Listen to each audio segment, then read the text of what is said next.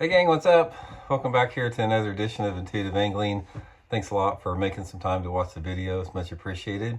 Today I'm going to give you guys some tips and advice on how to set the hook correctly on a spinning reel and also how to fight the fish correctly on a spinning reel. I think a lot of people have sort of some misunderstandings about this, so I'm going to give you what works for me over the process of fishing spinning outfits since 1970. Sort of got a system that I put together that is pretty efficient for me. I'm just going to share with you guys on that.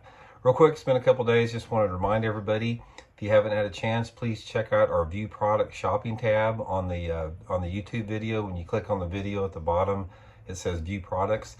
It's just 30 products on there. I think you guys might be interested in checking out. And if you just click on those products, the channel gets 20 cents every time you click on it. So that's a good way to support what's going on here if you like the content. Much appreciated.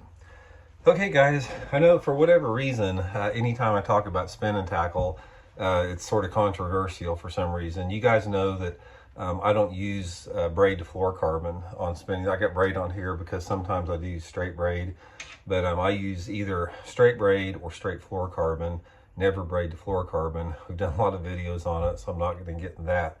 Specifically, what I want to talk about today is the correct way to set the hook with a spinning rod, spinning outfit, and how to fight the fish. First of all, one of the big keys with a spinning setup here is a lot of it has to do with the pound test line you're using and the action of the rod. So for the sake of the video, I'm gonna just basically put it in context of 8-pound test line and sort of a medium action spinning rod. One of the biggest things you need to remember in spinning tackle, bait casters, reel, is when you get a bite out there, and say you're working that, try to get the camera down a little bit here. When you get a bite and you're working that out there, never reel down on a spinning thing and reel back and set the hook like that. And we've talked about this before, about how that sudden hook set on there, the sudden shock of the hook set, will a lot of times force that fish's mouth open, and the fish is so clamped down so hard on the bait that you force the mouth open, but you don't hook the fish. So what you want to do is, say you're working, your drop shot or your shaky head or your Ned rig or something like that, and say you get a bite. This is the best way to do it where you won't land the fish, guys. When you detect a strike, first of all, don't get in a big hurry. A good fish is not going to drop the thing. 99% of the time, if you got a decent fish on, like fish over a pound and a half or 2 pounds, that fish is going to swim for 50 yards before it drops it. If it even drops it, most of the time it's going to swallow the hook. So when you get a bite, don't get real excited about it. Just reel down until the line is tight, and then just pull back and reel at the same time. I'm not talking about setting the hook. I'm talking about, okay, I got a bite now. I'm just going to start reeling back. I'm going to pull back as I reel, and I'm not going to let up on that pressure. I'm going to keep it coming the whole time, as long as that fish is coming to me, because as I reel and keep a lot of pressure on that, I'm continuously burying that hook point a little bit more in the fish's mouth.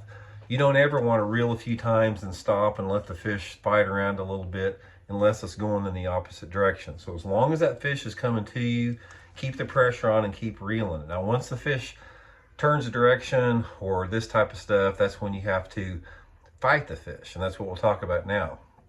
Guys, we've talked about this before. The worst thing that I think can have on a spinning reel is a drag. I don't see any situation where you need a drag for a spinning outfit. I back reel 100% of the time. I don't care if you have a $10,000 spinning reel where the drag is smooth as butter. It's not as efficient and it's not as accurate, and you don't have the control as if you learn to back reel those fish. So what happens is, a lot of times you don't know how good that fish is hooked. I mean, it could be hooked by a piece of skin or whatever. So let's say you set the hook and you're reeling the fish in, and the fish starts to turn direction because you think it's a pretty good fish. Maybe it's a 4 or 5 pound bass on 6 or 8 pound test line. What you need to do, as soon as that fish starts taking line in the other direction to the point where you think it's too much tension, just start following that fish and back reel with it like that. And the thing about that is, I don't care how quick the fish surges like that. You can back reel or as fast or slow as you possibly want, and you can put just a minimal amount of pressure on the thing. You see guys all the time, they got their drag set and the fish makes a run and they're peeling the line out like that. That's ridiculous. I mean, that is so inefficient. Just learn to back reel like this. This is not an old school dinosaur technique guide. This is the best way to fight a fish. I've experimented with both. I've used drags extensively. I've went without them.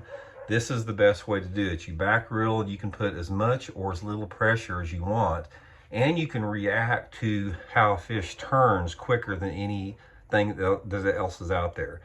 If 4 years ago we were at the US Open at Lake Mead, if my partner, my co-angler, would have known how to back reel, I'd have won the US Open that year. You know, I only missed winning it by a couple pounds, and my partner broke off 2 good ones that he had his drag set a little bit too tight. The fish broke his line. If he would have been back reeling, he'd never lost either one of those fish. So the main thing about this, guys, is don't ever set the hook. Don't ever set the hook hard on the spin reel. Just pull into it and reel, and learn to back reel, and you're not going to have any problem. If you don't have confidence in back reeling, go out and do some catfishing. Get like a 6-pound test line, hook you about a 8 or 9 pound channel cat on there, and practice back reeling that thing.